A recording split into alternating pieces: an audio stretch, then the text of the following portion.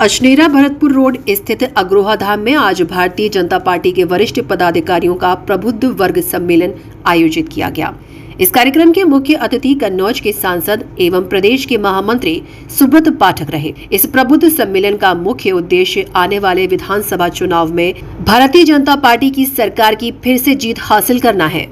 अशनेरा के अग्रोहा धाम में आज भारतीय जनता पार्टी के वरिष्ठ पदाधिकारियों के नेतृत्व में प्रबुद्ध वर्ग के लोगों के साथ एक प्रबुद्ध वर्ग सम्मेलन का आयोजन किया गया। इस कार्यक्रम के मुख्य अतिथि कन्नौज के सांसद एवं प्रदेश के महामंत्री सुब्रत पाठक रहे।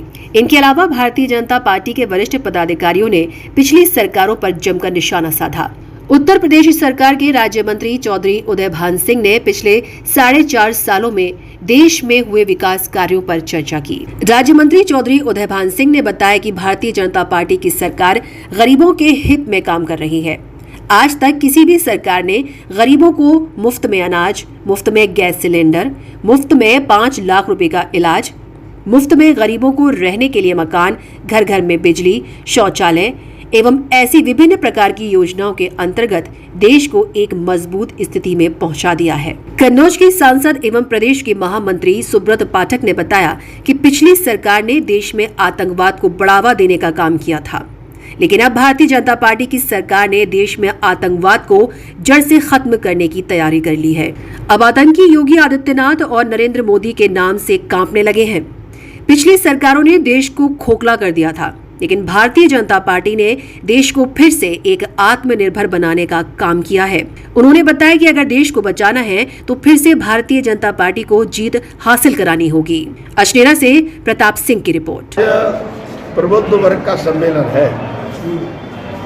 प्रबुद्ध वर्ग ही परमात्मा ने ऐसी जीवात्मा बनाई है जो यश और कीर्ति, सुयोग्य, शुभ और मंगलकारी कार्यों को धरातल तक पहुंचाने में सबसे ज़्यादा योगदान देता है। उसकी आवाज़ में दम है, उसके समझाने में दम है, उसके तर्क संगत बात करने में दम है। तो मैंने आज यही आह्वान किया है कि हम सब लोग सकारात्मक बोलना सीखें। जो अच्छा है उससे अच्छा अवश्य कहें, और जो अच्छा नहीं है उसके बारे में बुरा कभी भी न कहें। खामोश रहने की शक्ति अर्जित करें। जब भी बोलें सकारात्मक बोलें। प्रबुद्ध वर्ग परमात्मा ने अलग बिरादरी बनाई है।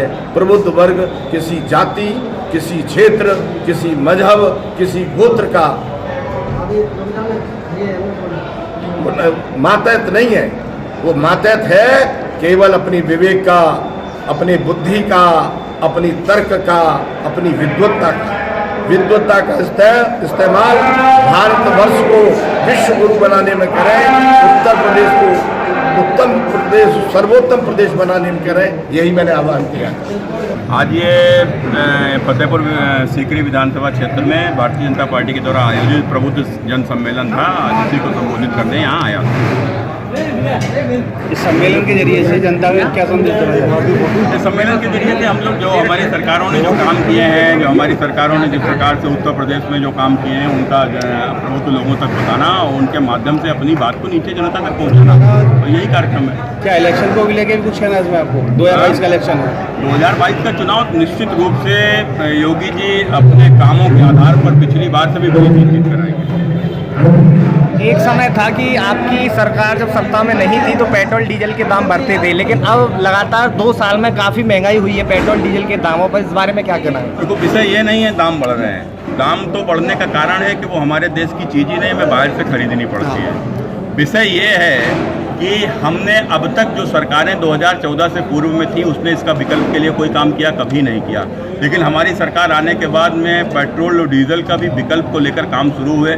हमने उसमें सबसे पहले एथेनॉल मिक्स किया, तो एथेनॉल हमारे देश में ही होता है, तो एथेनॉल मिक्स करने का काम किया। हमने बायोडीजल का उपयोग बढ़ाया, और आने वाले दिनों में जिस प्रकार से बैटरी चलित गाड़ियां आम हैं, इसको लेकर भी हम बहुत तेज़ी से काम कर रहे हैं। पेट्रोल डीजल के विकल्प को तैयार कर रहे हैं। गत 17 सितंबर को जीएसटी की मीटिंग हुई थी लखनऊ में, और 6 राज्यों ने विरोध किया है कि पेट्रोल डीजल को जीएसटी के दायरे में नहीं लाएंगे, उसमें उत्तर प्रदेश भी शामिल है। ऐसा क्यों?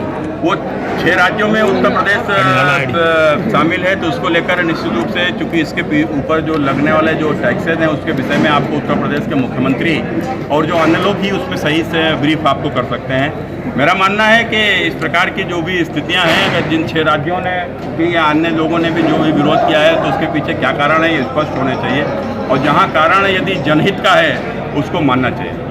हमारे YouTube चैनल को लाइक व सब्सक्राइब करें, बेल आइकॉन दबाएं, ताज़ा खबरों के लिए हमसे जुड़े रहें।